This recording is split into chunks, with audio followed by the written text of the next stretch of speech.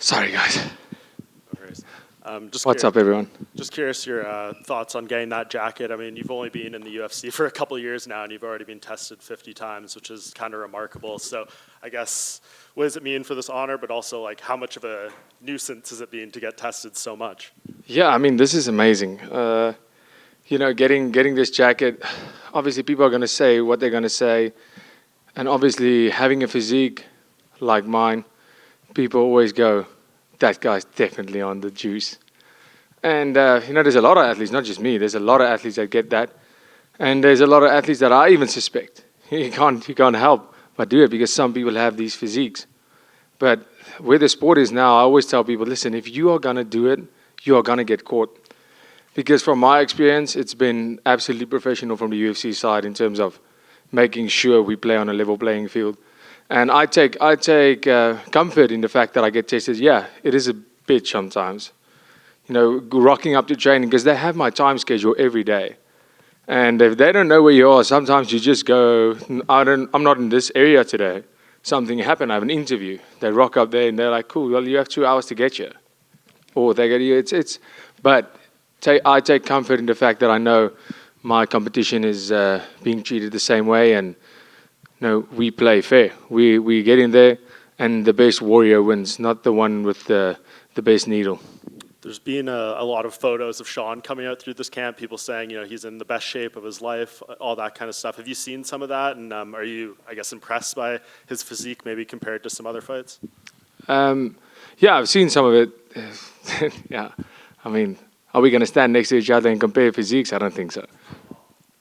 And I know you've been asked ad nauseum about all the comments made at the press conference and the fight and everything like that. And when we spoke last week, you kind of said, I'm too smart to go down that road. I have other things I can do to poke and prod at Sean. But he was very explicit, I think earlier this week in an interview, saying that he's going to stab you if you bring that up. He's going to have a knife. Did you see those comments? And I guess, what did you make of that? Yeah, I saw that. I don't know, guys. That's pretty intense, right? I think that is. I don't know the legislation around here, but that seems like, Team Strickland needs to step in and check their boy. But I think when this whole thing occurred, where he said, "Listen, if you did it again," he said he'll kill me. He didn't say stab me. When he said kill, I said, okay, you're probably gonna shoot me then. But when I saw a knife, I'm like, no, that's not gonna work. You won't touch me with that knife. I'll knock you out way before you get to stab me.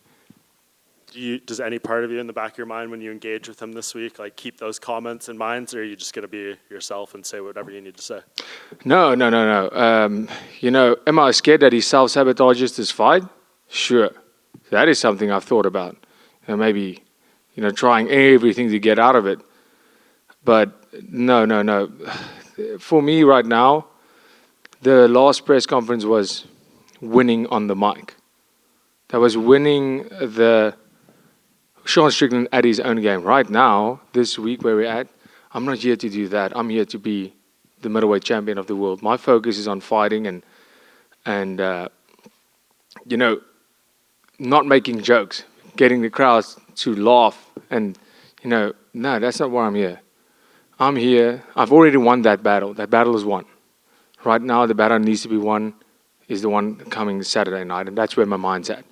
My mind is at being ready mentally, physically, and being in the best shape of my life come Saturday night. And just last thing from me, speaking of, kind of the win pre-fight, his coach even said that he was triggered and he had to have a conversation with Sean about not fighting emotionally, saying that's not who we are and stuff. Once the fight begins, though, I mean, what are you expecting from him? Do you think that's going to get lost and an emotional side of him will come out? Yeah, I think it takes a lot for a team to admit something like this. You have to take that. And if it was a real problem, I don't think they would have. But I do think he has the right people around him. They are an extremely good team. They've showed that over the last year. They've had an incredible year with the coach and the team, and with all the awards, and deservingly so. But I think he has the right people around him to get him to get him back to where he needs to be, because we saw that he was definitely not in a good space of mind during that presser at the end. He was genuinely triggered, and obviously at the event where he jumped over chairs. And anybody who thinks that was fake or staged, I wasn't informed of that because I took some real punches. But for me, that was a big win. But I do think he has the right people, and I hope for his sake he has the right people around him to get him back to where he needs to be. Because if you're going to fight that way, it's going to be disappointing for a lot of people. Dricus, Neil Davidson from the Canadian Press. The Springboks put out a message on social media today wishing you well. I'm sure you saw that, but do you have a sense of the support back in South Africa? Are you seeing that from here? Oh, absolutely. It's you wouldn't believe in South Africa what the vibe is like. I'm speaking to folks back home all the time. My family's flying in from South Africa. They're arriving this afternoon. It's electrifying in South Africa. There's watch parties everywhere. There's even watch parties for previous fights happening right now as the build-up leads. We are proud people, and like you said, world champions recognizing world champions. The Springboks made history by being the first country ever to have back-to-back Rugby World Cups. They have the most World Cup wins in the history of the sport. I'm honored, the Springboks are superheroes. And for them to show their support and love towards me, it's, the motivation I get from that, it's a dream come true. And that we have that Bok fire. That's what we call it, the Bok fire. And it'll show on Saturday night. And just a follow-up from me, if I may. You said that at the press conference you won on the mic, but do you regret making comments about somebody's abusive background? Is that something that you think should be discussed? Well, he discussed it, so... if you're gonna go out there and say, "Hey kids, you need to be abused more. Hey kids, you need drunken rage, abused beatings by your parents, like I got when I grew up," then that's you putting it out there. That's you joking about it. I wasn't joking about it. I am gonna beat the shit out of Sean Strickland. That wasn't a joke. So he made those comments. He made it public, and he was making a joke of it, not me. Do I think it's good? No, it's terrible what happened to him. It's terrible what happened to him, but now he felt... I was completely respectful towards Sean Strickland that whole press conference, and you can go watch it back, and you'll see. Even when he threw a couple of jabs, I just let it slide, and then when he tried to get the crowd up and going, the only way he knows how to by saying offensive stuff and being outrageous and just screaming over everybody, and he tried to bully me. And I wasn't going to let that slide. And that's what he did. When he saw he couldn't get the crowd behind him like he usually does, in terms of, being funny, because we were respectful towards each other, he tried to be disrespectful. And I showed him what it feels like if you get some of your own medicine. So I was 100%, I do respect him a lot, but I'm not going to let you bully me. Not at all. Dricus, going back to those comments, right? You said I said them to win, like to stop him winning the crowd and stuff. Is there a part of you that thinks this is a mental game as well? It clearly bothers him so much. I may as well say it this week because it might affect him going into the fight. Yeah, but saying it again, it's that's a one-trick pony. Saying it again, it makes no sense. Obviously, I said it. If I had the opportunity to turn back time, I would do it exactly the same. But there's no need to say it again. There's no need to listen. And another thing, we'll see how he behaves himself. Like I said, you're not going to bully me. I'm here to be respectful. I'm a martial artist, but you're not going to bully me. So behave yourself, and we can have a civil banter back and forth. I'm 100% all for that, but you're not going to bully me, not at all. You mentioned he might self-sabotage this fight. Are you concerned that he's basically going to feel the pressure after those remarks and that he might feel like he's going to lose this and he can't go out there and lose face? Is that why you think he might self-sabotage? Yeah, I don't know what it might be. I think, for a guy with the kind of demons that Sean Strickland's fighting, one can only think, and I'm not in this situation, so I can't say, but self-sabotage in a sense where he does not care what happens to him because... he wants to do what he feels is necessary because that will make him a real man. No, what makes you a real man is being an example. And like I always say, being a champion, being in the limelight, you should be yourself. I'm being myself, and I'm not always the best example, make no mistake, especially with all the cameras on, everywhere you go. It's great, it's cool, but the more I look at a guy like Conor, he gets seen doing so many wrong things, but it's just because everything he does is filmed. I feel sorry for the guy because most of us do a lot of things that are not went wrong, especially when you're out partying. You're not really considering being an example to kids when you're out partying. You're in a place. That's why there's an age restriction. And then you get filmed and it gets put all over the internet and people judge you for it. I mean, people are going to say what they're going to say. And I mean, just live your life. Don't care about it, and whenever you can, try and be a good person wherever you can. But I mean, if you make mistakes, we move on from them. So, with this whole thing with him self-sabotaging, I think, I think it might be that to prove a point. And the fight is the only thing that's important to me. So what I'm saying with self-sabotage is, I also like fast cars. I like adrenaline. I'm a crazy person. I'm an adrenaline junkie. But when my fight camp starts, there's a priority. There's things that needs to happen for me to do my job, and it feels like that one aspect of him doesn't care. And then, of course, the fight that happened in the crowd, that was the biggest concern for me of that whole situation, is the fact that the fight could be in jeopardy, and I'm really happy it wasn't. Yeah, going back to that brawl, obviously it's like a little skirmish, 30 seconds maybe, but is there anything you could take away from that physical interaction with him? Yeah, the man's not scared to throw down, firstly, and he could feel the strength. Now he knows. He had those scrawny hips. Last one from me. Israel Adesanya is picking you to win this fight. He thinks you're going to get the finish. Does that surprise you, considering his attitude towards you in the past?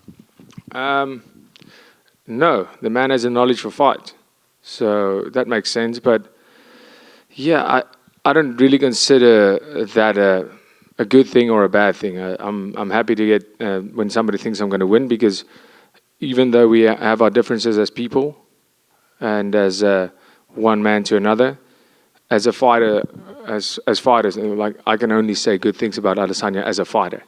He's had some terrible fights where he just, won the fight running and all that, but he's had some amazing fights, some of the best fights we've seen. And he has had some of the best striking performances that the UFC has ever seen. But that is not, so that is a martial artist recognizing another. And in that case, it's great to see somebody like that know that you have what it takes. Dricus right here. Just to follow up to you, right? Sean said he reached out to you and you had agreed to lay off the abuse comments. Is that accurate? Can you give your side of it? I believe it was through DMs, maybe. Yeah. So this happened the day after the altercation in the crowd, and I'm talking about, I arrived in South Africa as we were on the runway, still taxiing to where we get off. I opened my phone and I saw a DM from Sean Strickland, and I thought it was maybe like a fan page, going to be hate mail or something like that. And I see, no, it's actually Sean Strickland's page. I do follow him, and it said, so something along the lines of, listen, this is what happened. I'm sorry what I said about your coach and you, but if there's anything that's crossing the line for you, just, and he's like, listen, I know we sell a fight and all that, but if there's anything out of line that I said that you want me to pull back, like, I'll apologize. I'll even take back what I said. I'll remove post.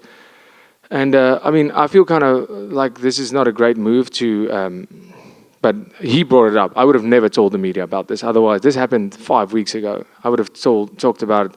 I don't want to expose a man in that way. It's not my style. I was actually surprised that I saw him make it public that he did message me, because I didn't want to out him on that. But since we're talking about it, and so he said, if there's anything that he shouldn't say, like, he'll lay back.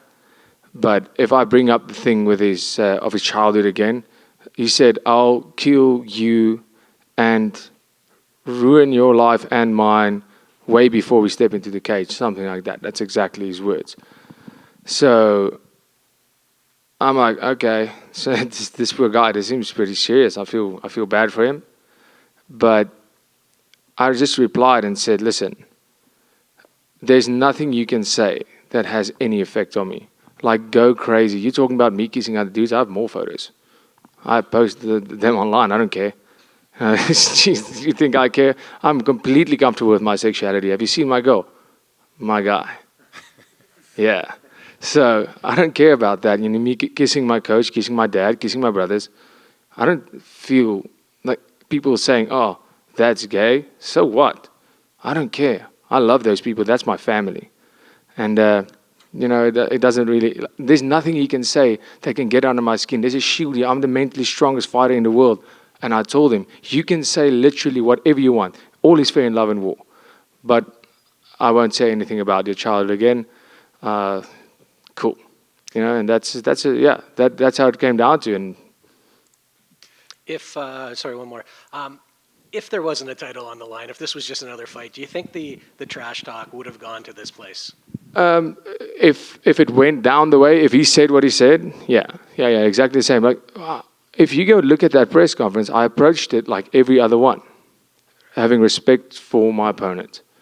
It's my opponent's decision how I'm going to react in terms of if you want to keep this civil and respectful or not. And I came in there with the mindset of being respectful, but like I said, I won't be pushed around. So whether it's a title fight or not, I approach all of them exactly the same. For me, this fight, the Whittaker fight, my debut against Marcus Perez, exactly the same up here. James. How's it going? Good to see you. I know you talked a bit about like what's next for the winner of this fight. You talked a bit about Khamzat Chimaev. I was curious where you think Jared Cannonier fits in the title picture, just with him having a win over Sean Strickland already. Like, how do you rate him in the division? Yeah, that's such a hard question. I think he's sometimes overlooked. Jared Cannonier. I actually met him at 296 as well. Super nice guy. And everybody was looking forward to the division being shaken up. Because, I mean, if you look at a year ago, it was Izzy and Rob up there and the rest of the division almost down here. And we caught up quickly. And look at the whole division. Everything looks different now. But right now, there's so many options because we didn't have options. That was the problem. And that's why I was so surprised that the UFC picked me to fight Rob. Because you're sitting with what the UFC did. Look at all the contenders. They first fought for the belt. They would fight up into the top 5, 3, fight Adesanya, lose that fight, then they get Robert Whittaker. Because the UFC knew if you give any of these contenders to Robert Whittaker, we don't have another contender. We're just going to have Rob and Izzy the whole time. And that's how they planned it out. You could see it. It was Izzy, then Whittaker. Vittori. All of these guys, that's how even Cannonier himself fought the champ, fought Whittaker. With me, I'm like, yeah, they want me to be a contender. And all of a sudden they phone me and they go, you get Rob. I go, okay. So this is sink or swim. For them, that's what this was. They're like, we need Rob out of here. Like, we love Rob, but at the end, they're like, we can't do Rob and Izzy every time. And we have this crazy South African guy who's super strong and weirdly knocks everybody out. Let's give him to Rob and see what happens. And that was a big test for me. That was for them. They went, if he loses, if he wins, we have something on our hands. And I went out there and I did my job. And the same with Cannonier right now. There's so many people and so many contenders that it's almost hard because you have to make the right decision at the right time. Because a fight that's going to be hyped up and sold and selling like crazy right now is not necessarily the one that's going to have that kind of hype 6 months from now. What was it like training with MMA Guru? I didn't train with him. He was just there. I know he did some pad work because I was in the middle of my camp. He did some pad work with Cameron Simon. They did a boxing session. But man, I don't know if you guys saw that photo of me and him, and people thought it was Photoshop. It wasn't. It was, obviously the angle was upwards, but I thought he was like a short, fat guy. To be honest, I thought like he was going to be a little bit overweight and short. When I saw him, he was in great shape. Like, he was in good shape, and he was super tall. So that was really cool. And yeah, I mean, it was great to meet him. You know, seeing MMA enthusiasts like that, meeting guys who really start. I mean, all of you guys as journalists had to start somewhere. I mean, a lot of, especially in MMA, there was only one reason to get into this, and that was the passion for the sport. I can be wrong, but that's how I, as a fighter, and most journalists who cover MMA, I believe, got into it, is the passion you have for it, and he's one of those guys. So, it was great to have him there. I took him with the team. The team, we had a fight with Mark Hume at a local event there where I came up, and he joined us there. We got him tickets to go to the show, and he watched us train. So, I think he had a great time in South Africa. So last one for me, not looking past Saturday, but if you go out there and you come out pretty much unscathed, is UFC 300 a possibility for you? Would you want to get on that card? Listen, if there's one thing I can tell you that I've learned from this industry is don't say anything about after a fight, because they will crucify you whether you're injured or not. But let me tell you this, that would be ideal. That would be an ideal situation. I would love to fight UFC 300. As a champion, it doesn't get much, much bigger than that. Except if we take it to South Africa. Hi, Keith Whittier with Auto Life Magazine. Hi, Keith. I would love to ask, what would becoming the champion mean to you? Because one of the things that I really appreciate is that your singular focus seems to be on Saturday, with the exception of the UFC 300 question. I haven't really heard you talk about anything beyond this Saturday, and I know that's your singular focus. So what would becoming champion mean to you? Yeah, becoming champion is a culmination of 15 years of my life. The amount of times that I couldn't attend family matters, the amount of times that I couldn't attend weddings, just to get on top of my head, great parties, that's never going to happen again. Like once in a lifetime parties, I'm telling you, that I couldn't go to.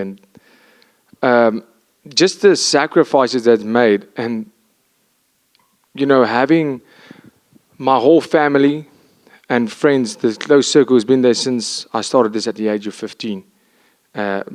My dream to become a UFC champion.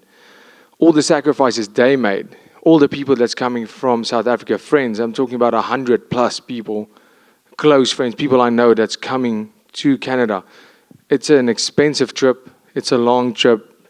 Coming just to watch me perform and become world champion.